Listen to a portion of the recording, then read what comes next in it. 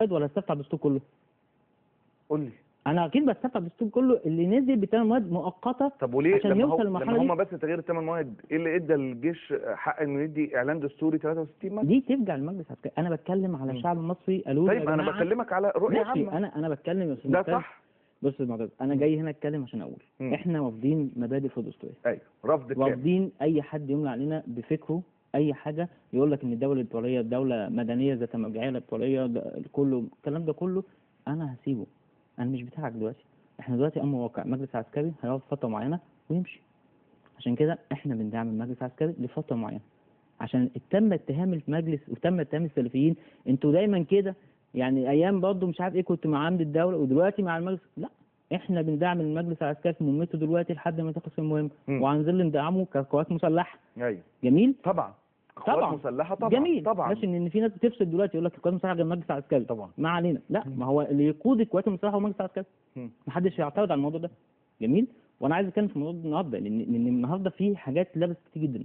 انا بقول اللي نازل الجمعه الجايه من التيار الاسلامي نازل يرفع شعار، قلنا في حاجات ثابته، ونرفع شعار نرفض المبادئ الدستوريه الحاكمه.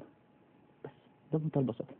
هو عايز حد يخش معايا يقول عشان التيار الاسلامي لو جه في الانتخابات هو اللي يحدد مصير البلد. ده الهدف من رفض التعديلات. سؤال. لا، الشعب المصري اختار.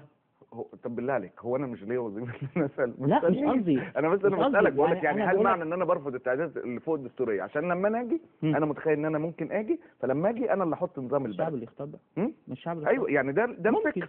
بحيث ان لو جه الشعب عايز شريعه ربنا تمشي مثلا. الشعب عايز الديمقراطيه تمشي. الشعب عايز فلان يمشي. بس خلاص، الشعب عايز ايه؟ مش هي دي الديمقراطيه؟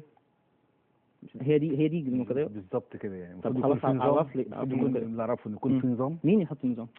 الناس تتوافق على النظام يعني الشعب. كل المجموعات. لا ثواني، كل المجموعات السياسيه، كل الاحزاب السياسيه بكل طوائفها فيهم الاسلاميين ونقابات وطلاب وباحثين واكاديميين وناس خبراء مسؤولين.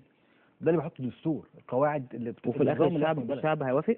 ما يوافق او يرفض، صح؟ على اسلوب الاداره نفسه عامل ازاي. الشعب هيوافق ويرفض، صح؟ أكيد. يعني في الاخر هترجع للشعب. يعني هترجع للشعب. طيب خلاص، ما نسيب الشعب يختار. انا فكره، انا عايز بس ده الهدف عايز تقول ده الهدف. ده بص، ده العنوان. ده العنوان. اي حد هيخش في المنهج الجايه يرفع شعار براحته. انا بتكلم على التيار الاسلامي او ان الاسلاميين نازلين ليه؟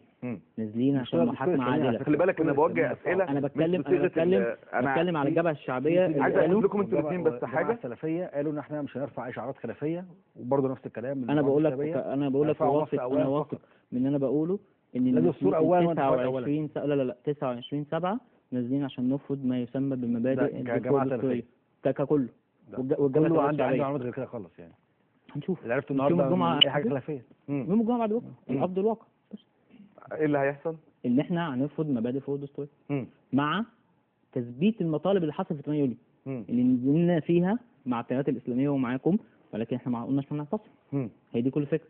هو دي كانت لم الشمل اصلا. التيار السلفي يا محمد اطلق على الجمعه القادمه جمعه الشريعه. لا ده غلط جدا، وده مش وقت. فكره الدعوه السياسيه في اسكندريه وكل المشايخ قالوا لن نربط اي جمعه بالشريعه.